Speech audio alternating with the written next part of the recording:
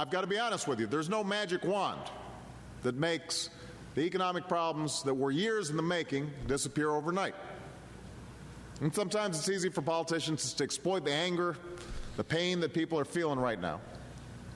I have to point out, though, that some of the very same folks in Congress who opposed the Recovery Act and claim that it hasn't worked have been all too happy to claim credit for Recovery Act projects and the jobs those projects have produced. They come to the ribbon cuttings and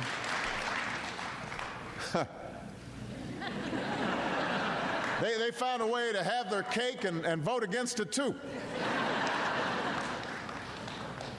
But look, we're making progress. But it can't come fast enough. We want to accelerate it. And we know that if we truly want to have long-term economic growth in this country, then we need to start addressing some of the struggles that middle-class families have been dealing with for years, long before this particular recession hit. This past decade has been one of the toughest our middle class has faced in generations, because folks have seen their paychecks shrink, their housing prices fall, while the cost of everything, from groceries to health care to college, keeps going up. So a lot of you are working 2 jobs. Certainly, everybody in your household's working. You're working longer hours. But you feel like you're treading water. And in some cases, it's not adding up. A lot of people put their kids to bed wondering whether they'll be able to give them opportunities in life that they got from their parents. And the thing, New Hampshire, when I was up here campaigning, I told you, I didn't run for president to kick these challenges down the road. I didn't run for president to play it safe. I didn't run just to keep my poll numbers high as possible for the next election. I ran to solve problems for the next generation. I ran to get the hard things done. That's why you elected me.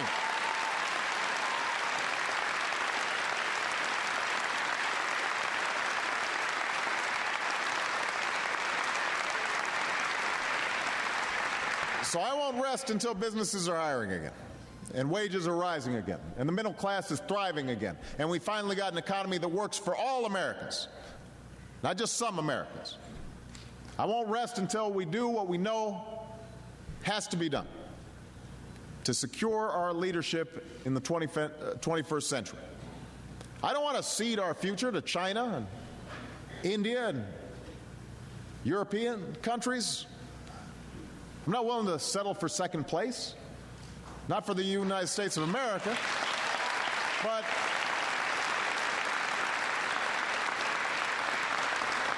but if we're going to win the race, here's the thing. I can't do this alone. Democrats can't do it alone. The president can't do it alone.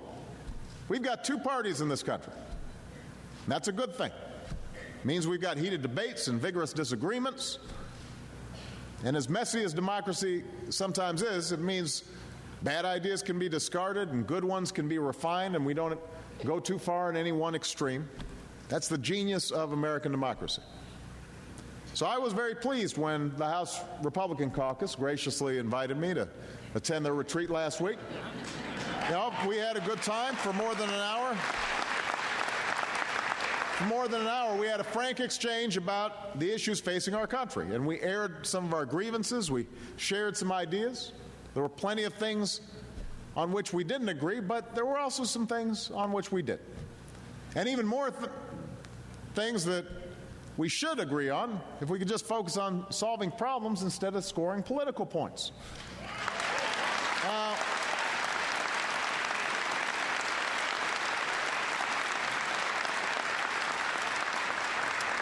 For example, we all agree that education is the key to a 21st century economy. We all agree that the best anti-poverty program around is a world-class education. So why don't we work together to transform our schools so that every child in America can compete with their counterparts around the world, from Beijing to Bangalore? Let's work together to upgrade our community colleges, which are the gateway to a career for so many children from so many working families. And I know we've got a lot of young people who are about to head off to college in an era when a high school diploma is no longer a guarantee of a good job. Let's make college affordable for every qualified student.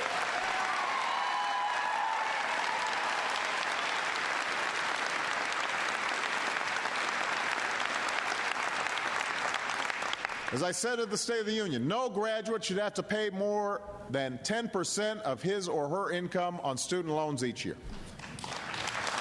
We can see to it that they don't. We can see to it that they don't. We've got legislation pending right now that could make this happen. The Republicans and Democrats may not see eye to eye on the threat of global warming. I happen to think the evidence is overwhelming.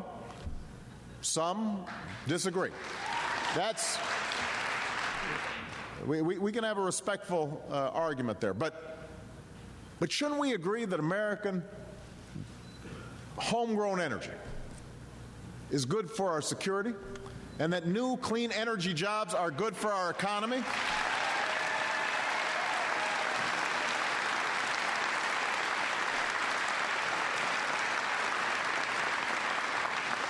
Can't we all agree that these jobs shouldn't be going to China or Germany or Spain? They should be right here in the United States of America?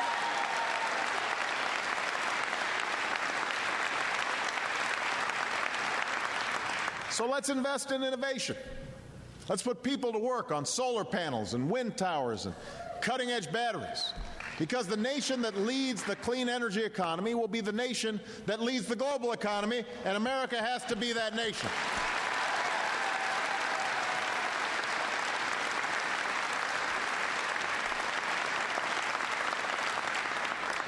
These are key parts of the foundation we need to build for a better future for our families, for our country. Another foundation stone is fixing a health insurance system that works better for insurance industry than it does for the American people. I do not quit. We are going to get that done.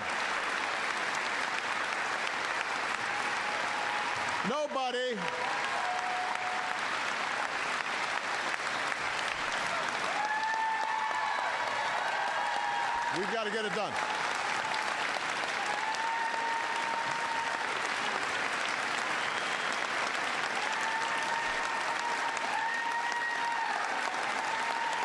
We have to get it done.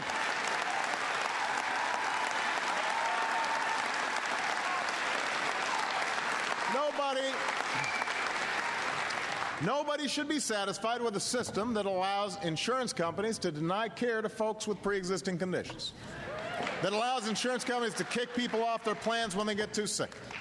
Nobody should accept a system where small businesses are forced to pay outrageous premiums to get their workers covered, and seniors have big gaps in their Medicare prescription coverage. Nobody should accept another decade in which health insurance premiums double and millions lose their coverage altogether. There was just a report the other day that showed even greater numbers of Americans now are having to rely on government insurance, not because of my plan, but because employer-based insurance has declined to an all-time low. Now, these are the things that I hear about every day in the letters I get, from families going bankrupt, from small businesses crushed by their health care costs. So I am not going to walk away from these efforts. I will not walk away from these people. And Congress shouldn't either. We should keep working to get it done. Democrats and Republicans together, let's get it done this year.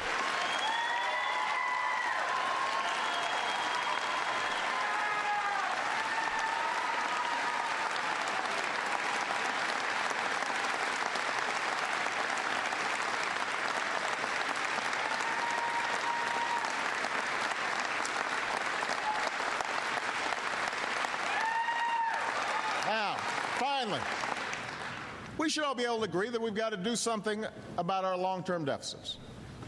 Now, these deficits won't just burden our kids and our grandkids decades from now. They could damage our markets now. They could drive up our interest rates now. They could jeopardize our recovery right now.